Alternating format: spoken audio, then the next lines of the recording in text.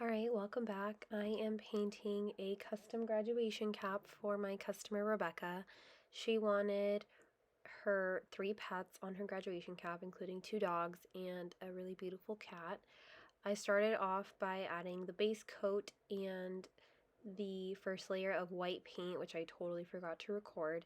But basically once that dried, I went in with all of the base layers of the paint and started working on the pet portraits.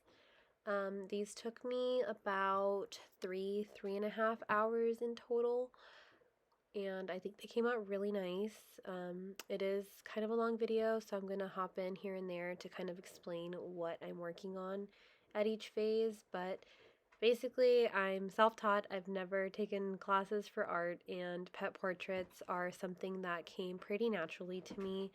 So I started laying down the foundation of this dog and then going in and adding some of the darker shading in his mouth and facial features. And this just kind of helps me first map out where his eyes will be and his face. And actually, as I was getting ready to do the detailing on his eyes, I actually had a huge mess up. I was opening my bottle of blue paint, and I guess some pressure had built up inside the bottle, and you'll see right here that the paint actually ends up jumping out of the bottle and landing straight on the cap. So I kind of went into panic mode to gather the paint and try to fix it. I grabbed a clean paintbrush and I absorbed all of the excess paint. I'm so happy that this was a dark blue and easy to cover than if it would have been a lighter color like white. After I got the excess paint out, I grabbed a napkin and basically just buffed it out. It ended up dyeing some of the parts that I had already painted in white, but that's okay. I was going to cover that anyway. And then I noticed the even bigger blob up top towards the words, and it was kind of a race against time to get this fixed before it would be too late. Normally, I don't record mistakes because my main priority is just to fix them right away, but I just happened to be recording a video of this cap and I managed to catch it on camera. Also, sorry, my cats are playing in the background, speaking of pets. So I finally got to detailing this dog's eyes after cleaning up that mistake, and I was happy that honestly it ended up being super unnoticeable. So I went in with my detailing brush and added in all of the little details on his eyes and his nose and the rest of his face. Acrylic paint actually ends up drying darker than when you originally put it down. So it always takes a few layers of highlights to get the dimension just right, because something could look super light and then a few minutes later, once it's fully dry, I find that it's blended into the background. So I just make sure that I add in some nice light colors at the end to really make that contrast pop. Here I got started on the cat, which had a really gorgeous coloring to her, and she was mostly white on the bottom, but it's very hard to paint white fur unless you add darker colors in the background, so that way you get some contrast. So here what I'm doing is just putting down some base colors that I'm eventually going to go over with white paint, but I wanted to make sure that you could see some dimension and some contrast in her fur. All of these tips and tricks for painting portraits I learned by trial and error. So here I am kind of putting in some of the base layers for the beginning of the detailing part and adding some hairs on her ears. And after staring at pictures of animals for a few hours, it just kind of comes naturally to me. And I was very happy with how her eyes came out, especially once I started adding in the detailing. You can really tell that they were starting to pop.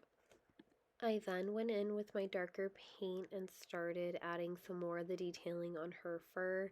It kind of looked like she had some striping on the top half of her head, which was really nice. It kind of reminded me of like a zebra, and I just really enjoyed putting down each and every layer.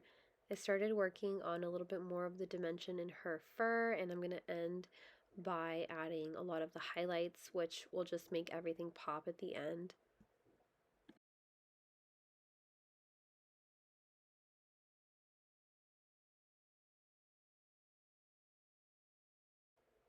So here I am grabbing some of the lighter colors and starting to really build that foundation of the lighter parts of her fur.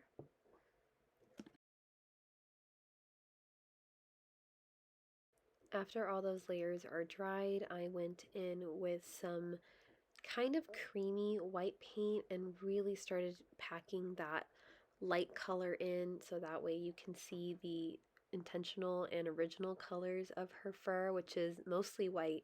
But like I mentioned, you need a lot of dimension layers under so that way those white highlights pop against that darker background.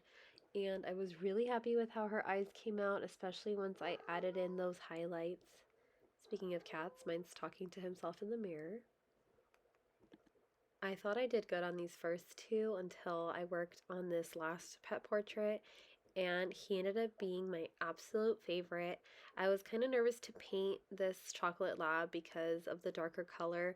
I was afraid that it wasn't going to pop against the black background, but I was wrong because it ended up looking amazing, if I just can say so myself. I packed in the darker parts of his fur, but the part where this painting really starts to come alive is when I start adding in those highlights, just like I did with the cat. And so here I am working on his nose, and you can start seeing how his face is structured. He also had his mouth open, so I worked on painting his tongue and his teeth and all that towards the end. What I really liked about this portrait, and my customer told me specifically that she loved, was his eyes as well.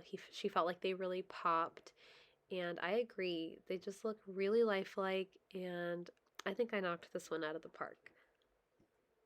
Like I said, my favorite part is always adding the last little details, which is usually the darker parts and then the last little bit of highlight. I feel like it makes everything come together. A lot of artists don't like to outline their artwork in black, but I like to do it because I just feel like it really makes things pop and defines them. And so here I am adding in the last little bit of highlight, and I feel like this step is really what did the trick with this portrait. You can see his fur come alive against the background, and it just looks really good. I added a little bit more dimension in his mouth before adding his teeth, and then again just finishing up those little details. Everything always dries a little darker than when you first put it on, so I'm constantly adding new layers. I then went in and worked on the background, which was just some simple purple flowers. We didn't want anything too crazy around the border so that it wouldn't take away from the portraits. I'm a perfectionist, so one thing I do to all my caps is I go back and I really outline every little frayed edge to make sure that there's no paint that's kind of out of place or on the little fibers of the fabric. You can see how I'm defining the hair at the bottom of the cat here. And this is always my last step before I finish a grad cap. And here is how it turned out. I'm absolutely obsessed with it. If you like what you see, please like and subscribe.